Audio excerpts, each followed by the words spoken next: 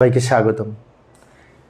হিসাব বিজ্ঞান বিষয়ের আমরা যখন ব্যাংক সমন্বয় বিবরণী প্রস্তুত করি, ব্যাংক সমন্বয় বিবরণীর সম্পর্কিত এই যে যশোর বোর্ড 2022 সালের যে সৃজনশীল প্রশ্নটি এসেছিল, ওই প্রশ্নটির সঠিক সমাধানের জন্য তোমাদের সাথে আছি আমি মোহাম্মদ সিরাজুল ইসলাম। চলো শুরু করা যাক। প্রথমে প্রশ্নটা দেখে নিই, প্রশ্নে কি বলা আছে। যে লক্ষ্য করি প্রশ্নে এইখানে আমি একটা উদ্দীপকের আলোকে ক নাম্বারে বলেছে 4 ও 2 নং লেনদেন দফার জাবেদা করতে বলেছে। 4 নং লেনদেনে বলেছে প্রাপ্য বিলের টাকা ব্যাংক আদায় করেছে, এটা দুজনে জাবেদা হবে ব্যাংক হিসাব ডেবিট, প্রাপ্য বিল ক্রেডিট। আর 2 নং লেনদেনে বলেছিল ব্যাংক কর্তৃক সরাসরি আদায় প্রাপ্য হিসাবের কাছ থেকে, এটার জন্য জাবেদা হবে ব্যাংক হিসাব ডেবিট, প্রাপ্য হিসাব ক্রেডিট। তো যাই ক নম্বরের সমাধানের চেষ্টা করি। ক নম্বরের জন্য 2টা লেনদেন উপরে লিখে রাখলাম, এখানে জাবেদা ছক অঙ্কন করলাম। জাবেদা ছক তো আমরা পারি। তারিখ লিখবো, এই অঙ্কে তারিখ দেওয়া আছে কিন্তু ওই তারিখ লিখতে হবে। অনেক শিক্ষার্থী, আমি একজন সরকারি কলেজের শিক্ষক, শিক্ষার্থীরা বলে আমাকে যে স্যার এখানে তো তারিখ নাই, একে ক্রমিক নম্বর, তাহলে এখানে ফাঁকা রাখবো না? তারিখ অঙ্কে দেওয়া আছে, শুরুতেই কিন্তু একটা তারিখ দেওয়া আছে ডিসেম্বর 31, ওটা লিখবো। অন্য তারিখও থাকতে পারে, যেটা থাকবে সেই তারিখ লিখবো। তারপরে প্রাপ্য হিসাব কর্তৃক সরাসরি ব্যাংকে জমা দিলে ব্যাংক জমা বাড়ে, তাই ব্যাংক হিসাব ডেবিট। আর কে জমা দিয়েছে? প্রাপ্য হিসাব ক্রেডিট। ব্যাংক জমা বৃদ্ধি পেলে ডেবিট হয়, তাই ব্যাংক হিসাব ডেবিট। টাকা হবে 7,000 টাকা। ব্যাখ্যায় লিখব ব্যাংক কর্তৃক প্রাপ্য হিসাবের অর্থ জমা। এরপরে আরেকটা লেনদেন আছে, সেম তারিখ হবে, প্রাপ্য বিলের টাকা ব্যাংকে জমা হয়েছে। সেম জিনিস কিন্তু প্রাপ্য বিলের টাকা আবার ব্যাংকে জমা হয়েছে, তা আবার ব্যাংক হিসাব ডেবিট। আর প্রাপ্য বিল ক্রেডিট, টাকা লিখব 5,000 টাকা। ব্যাংক কর্তৃক প্রাপ্য বিলের অর্থ আদায়। প্রাপ্য হিসাব হচ্ছে দেনাদার, আর প্রাপ্য বিল হচ্ছে প্রাপ্য নোট যাকে বলে। 2টা টাকায় ব্যাংকে জমা হয়েছে, তাই 2বারই ব্যাংক হিসাব ডেবিট করেছি। আশা করি এখন পারবে। খ নম্বরে আমাদের ব্যাংক বিশেষ করে বলেছিল ব্যাংক বিবরণীতে লেখা হয়েছে এরূপ লেনদেনের পরিমাণ নির্ণয় করো। খ নম্বরে বলেছিল, তো ব্যাংক বিবরণীতে লেখা হয়েছে সেইগুলি যেগুলি নগদান বইতে লেখা হয়নি, এরকম কথা বলা আছে সেইগুলি। যেমন এই লেনদেনটা শেষে লেখা আছে, নগদান বইতে লেখা হয়নি, কারণ তার মানে কি ব্যাংক বিবরণীতে লেখা হয়েছে। আরেকটা লেনদেনে বলা আছে নগদান বইতে লেখা হয়নি, তার মানে কি ওইটাও ব্যাংক বিবরণীতে লেখা হয়েছে।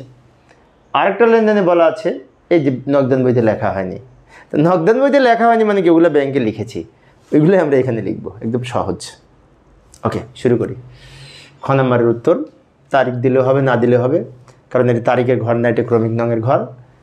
ব্যাংক কর্তৃক সরাসরি আদায় করেছে, তো এটা ব্যাংক লিখেছে, তাই এটা আমরা এখানে লিখব 7,000 টাকা। প্রশ্নে বলেছিল ব্যাংক বিবরণীতে লেখা হয়েছে, তাহলে ব্যাংক যে সরাসরি জমা করেছে তা ব্যাংক লিখেছে, সেজন্য এটা আমরা এখানে লিখব।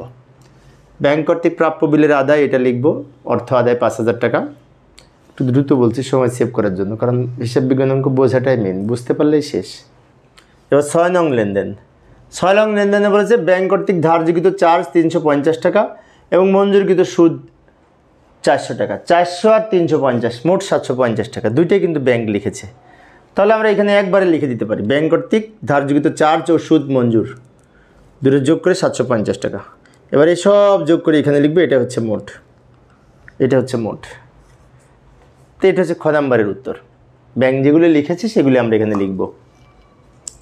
এবার গ নম্বরে সমাধান করার চেষ্টা করব। গ নম্বরে ব্যাংক সমন্বয় বিবরণী প্রস্তুত করতে বলেছিল। ব্যাংক সমন্বয় বিবরণীর এরকম ছক অঙ্কন করব। বিবরণ, টাকা, টাকা, বিবরণের ঘরটা অবশ্যই বড় করব। এখানে 3টা উপরে লাইন লিখব, সোনালী ব্রাদার্সের ব্যাংক সমন্বয় বিবরণী আর তারিখ লিখব। আচ্ছা, এখন ব্যাংক সমন্বয় বিবরণী সংক্রান্ত যে প্রশ্নগুলি ছিল, দুই দিকে আমি উপরে লিখে রাখলে ভালো হতো, তাই না? কিন্তু উত্তর এইভাবে সাজাতে হবে। আমি এখানে লিখে রাখি প্রশ্ন কিছু অংশ উদ্দীপকের 2 ভাগে ভাগ করে লিখলাম। এখানে কিছু অংশ লিখলাম, ওখানে কিছু অংশ লিখলাম বোঝার সুবিধার্থে। 1 নংয়ে বলেছে পাস বই অনুযায়ী ব্যাংক জমার উদ্বৃত্ত। পাস বই অনুযায়ী ব্যাংক জমার উদ্বৃত্তর আর এক নাম হচ্ছে ব্যাংক বিবরণী অনুযায়ী ব্যাংক জমার উদ্বৃত্ত, একই কথা। তো আমরা লিখলাম ব্যাংক বিবরণী অনুযায়ী ব্যাংক জমার উদ্বৃত্ত 30,000 টাকা। শেষের ঘরে লিখব, কিছু যোগ করব, কিছু বিয়োগ করব। কিন্তু একটা কথা আছে, আমি পূর্বের অঙ্কে 3টা অঙ্ক পূর্বের পরপর করিয়েছিলাম, সেখানে দেখেছিলাম লেখা ছিল নগদান বই অনুযায়ী ব্যাংক জমার উদ্বৃত্ত, আর এটা হচ্ছে পাস বই অনুযায়ী ব্যাংক জমার উদ্বৃত্ত, যারা আর এক নাম ব্যাংক বিবরণী অনুযায়ী ব্যাংক জমার উদ্বৃত্ত। তো তো ব্যাংক বিবরণী অনুযায়ী ব্যাংক জমার উদ্বৃত্ত নিয়ে যদি অঙ্ক শুরু হয়, ব্যাংকে টাকা কম থাকলে যোগ হবে, ব্যাংকে টাকা বেশি থাকলে বিয়োগ হবে। আমি আবারও বলছি, লক্ষ্য করি, ইতিপূর্বে আমরা যখন নগদান ব্যয় অনুযায়ী নিয়ে ব্যাংক জমার উদ্বৃত্ত অঙ্ক করেছিলাম, তখন কিন্তু ব্যাংকে বেশি থাকলে যোগ, কম থাকলে বিয়োগ, তাই করেছি, তাই না? তার কারণ কি, তখন আমরা নগদান ব্যয়ের উদ্বৃত্ত ব্যাংকের সাথে মিলাবো, তাই ব্যাংক যা করেছে আমরা তাই করেছিলাম। আর এখন যেহেতু ব্যাংক বিবরণী অনুযায়ী ব্যাংক জমার উদ্বৃত্ত নিয়ে শুরু হচ্ছে, নগদান বই যা করেছে আমরা তাই করব। যেমন ব্যাংকে কম আছে, তাহলে সেটা আমরা যোগ করব। ব্যাংকে কম আছে মানে কি, নগদান বই যোগ করেছে, সেজন্য তো ব্যাংকে কম আছে। তাহলে নগদান বই অনুযায়ী ব্যাংক জমার উদ্বৃত্ত নিয়ে যেগুলি যোগ হবে সেগুলো এখন বিয়োগ করব। আর নগদান বই অনুযায়ী ব্যাংক জমার উদ্বৃত্ত নিয়ে যেগুলি বিয়োগ হবে সেগুলি এখন যোগ করব। যেমন যদি বলা হয় ব্যাংক কর্তৃক সুদ মঞ্জুর, আগে নগদান বইতে যোগ করতাম, তাহলে এখন যেহেতু পাস বই উল্টা হবে। তো যাই আমরা ধীরে ধীরে করার চেষ্টা করি। প্রাপ্য বিলের অর্থ ব্যাংক সরাসরি আদায় করেছে, ব্যাংক জমা বৃদ্ধি পেয়েছে, তাহলে ওটা বিয়োগ করব। বিয়োগটা পরে লিখব। ইস্যুকৃত চেক ব্যাংকে উপস্থাপন হয়নি, এটাও আগে আমরা যোগ করতাম, এটা দ্বারা ব্যাংক জমা বেশি আছে, তা ওটাও বিয়োগ করব, কিন্তু পরে করব। প্রাপ্য বিলের অর্থ ব্যাংক নগদান বইতে লেখা হয়নি, ওটা পরে লিখব। এই যে এটা এত টাকা চেক জমা দেওয়া হয়েছে, যা নগদান ব্যাংক বই বিবরণীতে লেখা হয়নি, ওইটা লিখবো। আদায়ের জন্য জমাকৃত চেক আদায় হয়নি 6500, ওইটা যোগ করব, কারণ ওটি দ্বারা ব্যাংক জমা কমে যায়। ব্যাংক কর্তৃক চার্জ কর্তন, এটাও আমরা যোগ করব, দুটো যোগ করে শেষের ঘরে লিখব। এটা যোগ করে এখানে লিখব। আমি আরেকবার বলছি, পড়ে পড়ে দেখলাম জমাকৃত চেক আদায় হয়নি, এর দ্বারা ব্যাংক জমা কম আছে, তাই আমরা যোগ করে ব্যাংকে বাড়িয়ে দিলাম। ধার্যকৃত চার্জ, এর ফলে ব্যাংক জমা কম আছে, তাই আমি যোগ করলাম। ওই যে প্রথমে বলেছি ব্যাংকে জমা কমলে এখানে যোগ করব, আর ব্যাংক জমা বেশি থাকলেই বিয়োগ করব। আচ্ছা, এখন এই দুটো থেকে কিছু অংশ পেলাম, এখানে লিখলাম। আর এখানে বিয়োগের আইটেম কিন্তু অনেকগুলি আছে, 2, 3, 4 এবং 6-এর শেষের অংশ, 4টে আইটেম বিয়োগ হবে। বিয়োগ লিখি। এই যে ব্যাংক কর্তৃক সরাসরি আদায়, দেনাদারের কাছ থেকে ব্যাংক কর্তৃক প্রাপ্য বিলের অর্থ আদায়, প্রাপ্য হিসাবের অর্থ আদায়, এটা আমরা যোগের ঘরে বিয়োগের ঘরে লিখব। কেন বিয়োগের ঘরে লিখব? এটি দ্বারা ব্যাংক জমা বেশি আছে, ব্যাংক জমা বেশি থাকলে এখানে বিয়োগ হবে। বারবার বলছি, কিন্তু এটা উল্টা নিয়ম। আচ্ছা, চেক ইস্যু করা হয়েছে, ব্যাংকে লেখা হয়নি, তার মানে কি এটার ফলে ব্যাংক জমা বেশি আছে, ব্যাংক থেকে টাকা তোলেনি, সেই জন্য 7500, এটাও বিয়োগ হবে।